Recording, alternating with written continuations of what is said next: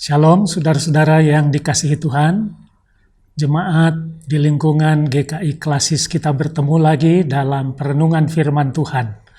Dan pada kesempatan ini kita akan membahas tentang Yunus pasal 2 ayat 1 sampai 10 yang saya beri tema doa ucapan syukur Yunus. Namun saudara-saudara, sebelum kita membaca dan merenungkan firman Tuhan ini, marilah kita bersama-sama berdoa. Tuhan yang di surga, kami telah memasuki hari baru pemberian-Mu. Kami percaya bahwa hari-hari hidup kami ada di dalam lindungan Tuhan. Walaupun kami kebanyakan harus berada di rumah karena pandemi COVID-19 yang sedang marak di dunia ini termasuk di Indonesia, maka kami harus menahan diri untuk tetap berada di rumah. Oleh sebab itu ya Tuhan, ketika kami harus berada di rumah, kami pun tidak meninggalkan Tuhan dan kami tetap berada dalam pemeliharaan Tuhan. Oleh sebab itu saat ini kami ingin memperlengkapi diri dengan firman Tuhan lewat pembacaan dan perenungannya. Kiranya Tuhan memberkati kami, oleh Roh Tuhan sendiri kami dimampukan untuk menerima sabda-Mu, mengertinya, dan juga mewujudkannya di dalam kehidupan kami sesehari. Terima kasih ya Tuhan, kami sambut firman-Mu di dalam nama Tuhan kami Yesus Kristus. Amin. Yunus pasal 2 ayat 1 sampai 10, firman Tuhan demikian. Berdoalah Yunus kepada Tuhan Allahnya. Dari dalam perut ikan itu katanya, dalam kesusahanku, aku berseru kepada Tuhan dan Ia menjawab aku. Dari tengah-tengah dunia orang mati, aku berteriak dan ku dengarkan suaraku. Telah kau lemparkan aku di tempat yang dalam, ke pusat lautan. Lalu aku terangkum oleh arus air, segala gelora dan gelombang-Mu melingkupi aku. Dan aku berkata, telah terusir aku dari hadapan mata-Mu. Mungkinkah aku memandang lagi bait-Mu yang kudus? Segala air telah mengepung aku, mengancam nyawaku. Samudra raya merangkum aku. Lumut lautan membelit kepalaku di dasar gunung-gunung. Aku tenggelam ke dasar bumi, pintunya terpalang di belakangku untuk selama-lamanya. Ketika itulah Engkau naikkan nyawaku dari dalam liang kubur, ya Tuhan Allahku. Ketika jiwaku letih lesu di dalam aku, teringatlah aku kepada Tuhan, dan sampailah doaku kepadamu, ke dalam bait-Mu yang kudus. Mereka yang berpegang teguh pada berhala kesia-siaan, merekalah yang meninggalkan Dia, yang mengasihi mereka dengan setia. Tetapi aku dengan ucapan syukur akan kupersembahkan korban kepadamu. Apa yang kunasarkan akan kubayar. Keselamatan adalah dari Tuhan. Lalu berfirmanlah Tuhan kepada ikan itu, dan ikan itu pun memuntahkan Yunus ke darat. Demikianlah saudara-saudara pembacaan kita dari Yunus pasal 2 ayat 1 sampai ayatnya yang ke-10. Saudara-saudara yang dikasihi Tuhan Yesus Kristus, mungkin sebagian dari kita pasti tahu cerita tentang Nabi Yunus. Cerita Nabi Yunus sangat terkenal dan kita kenal mulai dari sekolah minggu. Bahkan sampai dibuat lagu tentang Yunus di perut ikan. Tetapi saudara-saudara, di balik apa yang kita tahu tentang Nabi Yunus di perut ikan itu, tahukah saudara bahwa kitab Yunus adalah sebuah kitab yang berbeda dengan kitab-kitab nabi lainnya di Alkitab? Apa itu, saudara-saudara? Kalau kitab-kitab lainnya di Alkitab berisi pesan sang nabi atau pesan Tuhan Allah lewat sang nabi, kitab Yunus tidak berisi pesan sang nabi, melainkan menceritakan pengalaman Nabi Yunus ketika ia mencoba menghindari perintah Tuhan dan pertobatan penduduk Niniwe. Nabi Yunus hidup sejaman dengan Raja Yerobeam II, dan yang disebut namanya Nabi Yunus bin Amitai dari Gad-Hefer, seperti yang dikatakan di 2 Raja-Raja 14 ayatnya yang ke-25.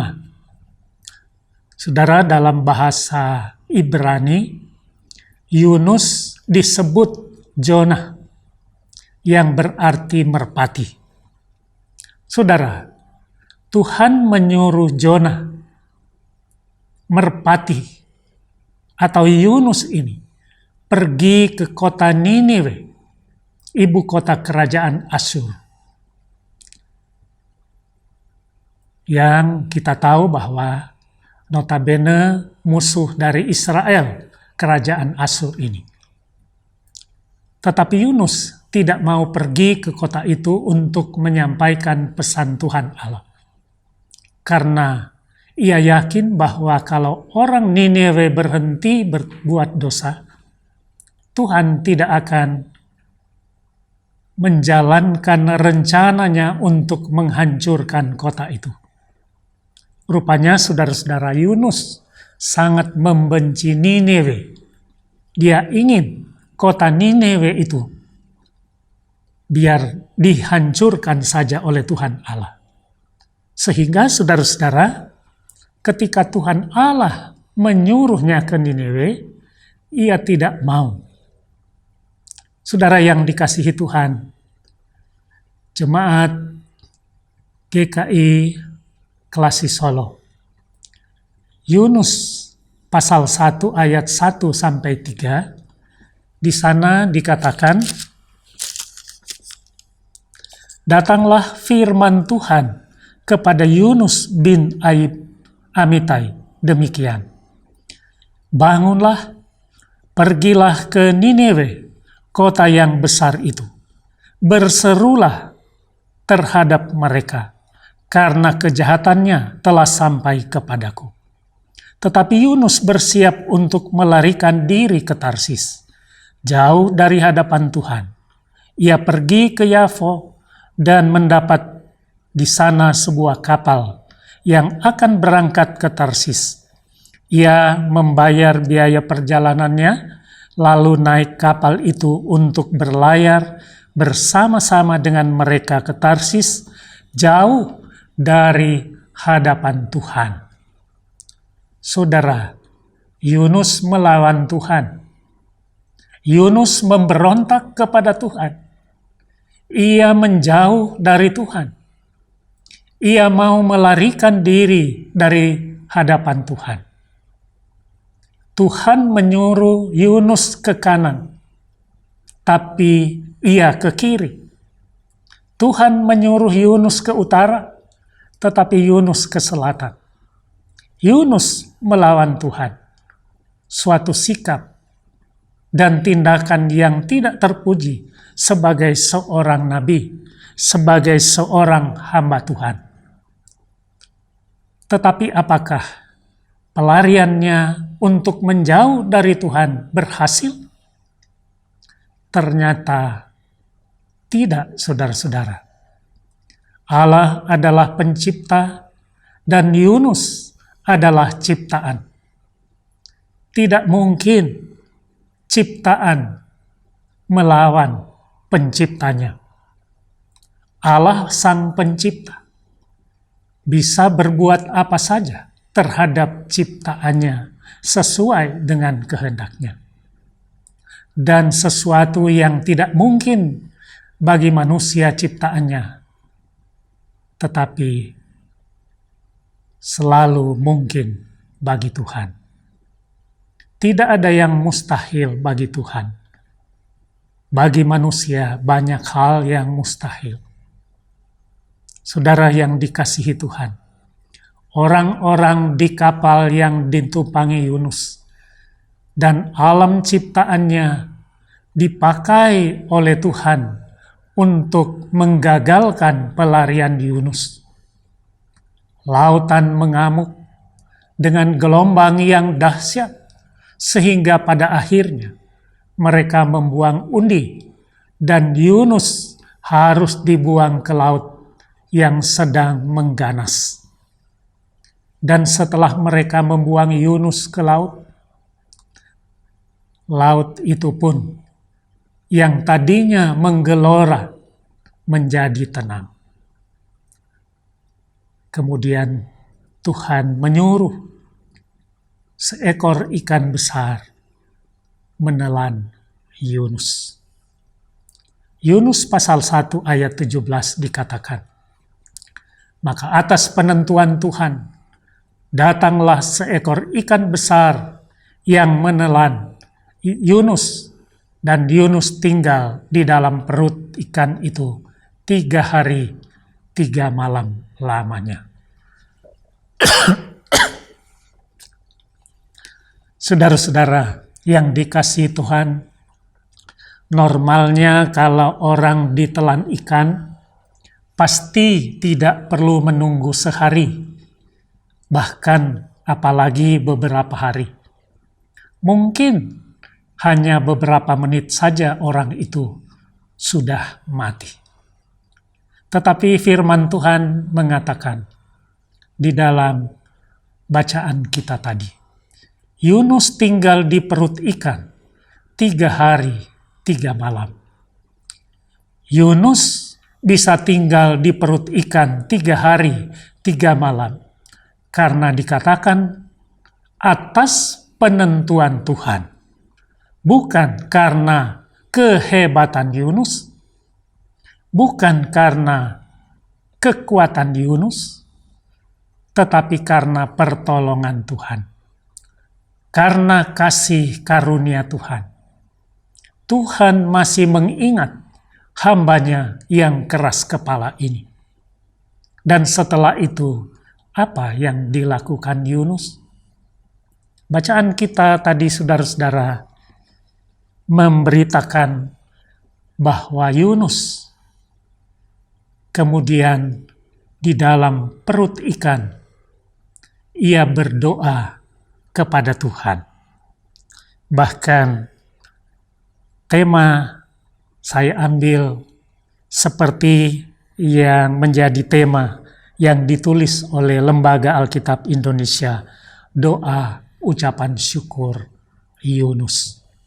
Saudara-saudara, di pasal 2 ayat 1 sampai 10 bacaan kita tergambar bahwa Yunus menyesali ketidaktaatannya.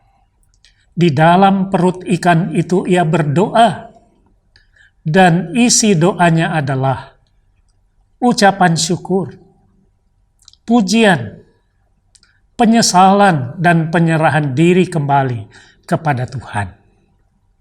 Saudara-saudara, kalau kita perhatikan, maka ada beberapa kalimat penting yang diungkapkan Yunus di dalam doanya.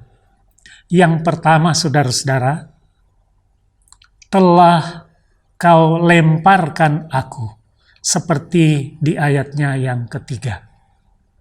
Saudara-saudara, Yunus sadar bahwa ia tidak taat dan tahu bahwa yang melemparkannya ke dalam laut adalah Allah melalui orang-orang di kapal itu.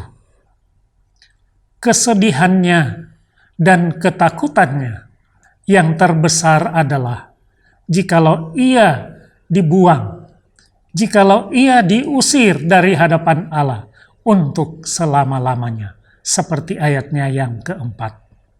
Hubungan dengan Tuhan sudah sangat bahaya dan mau diputus karena Yunus tidak taat. Yunus sengaja melarikan diri kepada Tuhan. maka itu ketakutannya. Yang kedua, saudara-saudara, diungkapkan di ayatnya yang ke-7. Teringatlah aku kepada Tuhan. Saudara teringat akan Tuhan. Bahasa Ibrani zakar, artinya mengungkapkan hubungan erat antara Tuhan dan manusia. Bahwa Tuhan mengingat akan manusia. Hal itu berarti bahwa Tuhan melimpahkan berkat kepadanya. Seperti yang dikatakan di Mazmur 115 ayatnya yang ke-12. Dan menunjukkan kasih setianya juga kepada umat manusia. Jadi kalau Tuhan mengingat manusia, itu menunjukkan anugerah dan kasih sayang Tuhan. Nah, kalau manusia mengingat perbuatan besar yang Tuhan lakukan kepadanya, itulah yang diungkapkan oleh Yunus. Teringatlah aku kepada Tuhan. Yunus mengingat perbuatan besar dari Tuhan. Oleh karena itu, manusia mengingat akan dia dalam waktu kesusahan besar. Dan itulah yang seringkali terjadi. Mungkin juga kita pernah alami ketika kita berada pada kesusahan yang besar. Barulah kita mencari Tuhan dan menyerahkan diri kepadanya di dalam kepercayaan yang penuh. Saudara-saudara, dan lagi apabila Tuhan mengingat, itu berarti juga bahwa Allah hadir di sekitar kita, sehingga kita dapat berseru kepadanya tiap saat di dalam iman, di dalam pengharapan, dan kasih kita. Itulah yang kedua yang diungkapkan oleh Yunus. Dan yang ketiga, saudara-saudara, adalah dengan ucapan syukur akan ku persembahkan korban, di ayatnya yang ke-9. Manusia memuji Tuhan oleh karena perasaan syukur dan terima kasih atas penyelamatannya. Yunus bersyukur dan akan memberi persembahan korban kepadanya. Di dalam perjanjian lama, selalu ucapan syukur itu dihubungkan dengan persembahan korban. Jadi tidak sekedar berkata-kata, tetapi juga melakukan dalam perbuatan. Bersyukur kepada Tuhan. Lalu yang keempat atau yang terakhir, dikatakan di dalam firman Tuhan tadi, memuntahkan Yunus ke darat, di ayatnya yang ke-10. Saudara, kata memuntahkan, bahasa Ibraninya kia, dalam perjanjian lama itu, merupakan gambaran yang cukup mengerikan. Bisa kita baca di Imamat 18 ayatnya yang ke-28. Saudara, Yunus diselamatkan, tetapi sebagai muntahan. Itu artinya bahwa perbuatan Yunus adalah sesuatu yang menjijikkan, seperti muntahan. Namun Tuhan masih berbelas kasih kepada Yunus. Saudara-saudara yang dikasihi oleh Tuhan Yesus Kristus, warga jemaat GKI Seklasi Solo, orang percaya termasuk saudara-saudara dan saya, hendaknya jangan berputus asa di dalam segala situasi, bahkan situasi yang sangat buruk sekalipun. Seperti Yunus yang bahkan sudah berada di dunia orang mati. Tapi ketika ia berseru kepada Tuhan, ketika ingat kepada Tuhan, Tuhan Allah menolongnya. Tuhan Allah mempedulikan dia. Begitu juga dengan kita. Ketika kita mengalami kesusahan, mengalami kesulitan dalam hidup ini, jangan lupa berserulah kepada Tuhan, berserulah kepadanya, memohon kemurahan dan pertolongannya, serta menyerahkan hidup kita ke dalam tangannya. Seperti juga yang dialami oleh Yunus, ia seperti muntahan, hidupnya menjijikkan, hidupnya yang memberontak kepada Tuhan, hidupnya yang jauh dari Tuhan. Tetapi toh Tuhan menolong, mempedulikannya ketika ia datang kepada Tuhan. Saudara-saudara yang dikasihi Tuhan, Allah kita adalah Allah yang berdaulat di dalam dunia yang diciptakannya ini. Ia dapat mengendalikan segala makhluk ciptaannya. Allah adalah pencipta dan kita adalah ciptaannya. Sebagai ciptaan, marilah kita senantiasa taat kepada Sang Pencipta kita, yaitu Tuhan di dalam Yesus Kristus. Saudara yang dikasihi Tuhan, warga jemaat GKI Seklasi Solo yang saya kasihi di dalam Tuhan Yesus. Pada saat-saat ini, marilah kita senantiasa mendekatkan diri kepada Tuhan, memelihara persekutuan yang baik dengan Tuhan di tengah-tengah keberadaan kita yang kebanyakan harus berada di rumah.